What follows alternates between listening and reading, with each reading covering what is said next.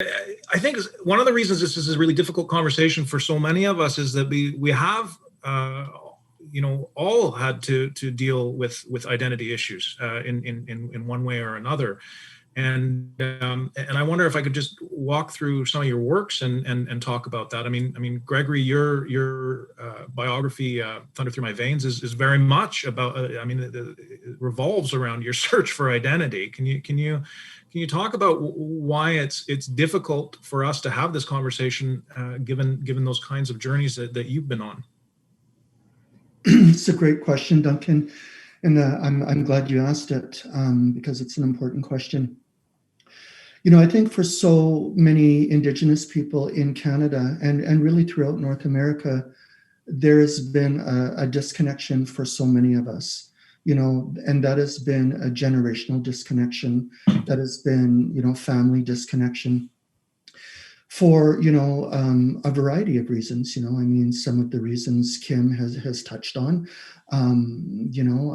reasons of shame, reasons of, family secrecy, colonization, various different reasons for people being disconnected culturally, spiritually, emotionally, and from community.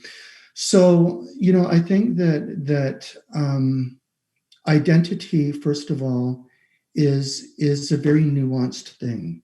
Identity is very nuanced. And although there might, be similar histories that as Indigenous people that we share within this country, and across Turtle Island, each of those families are coming to identity. Each of those generations are coming to that issue of identity or lost identity through their own stories and through those own kind of nuanced things that have shaped that family.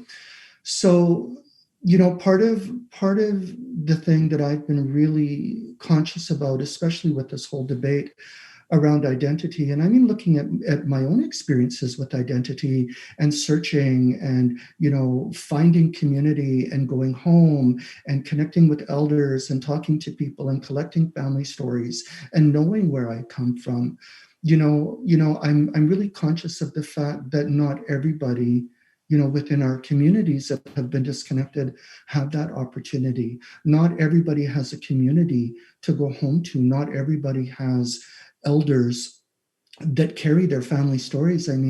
We talk about our oral histories, which are so incredibly important. It's like those elders are the ones that know those family stories. Those elders in the communities are the ones that know how families are connected and know how people belong to that place. Because really, I think one of the big things that we're talking about here is we're talking about community, and we're talking about, people, and we're asking people, specifically within the Indigenous arts community, we're asking people to get connected with community before they start identifying, as Métis or as Anishinaabe or as, Nihio or whatever. We're asking people, we're actually requiring people to get connected with community. It's not about who you claim. Yes, it is part of who you claim, but it's about who claims you. That is really, really important.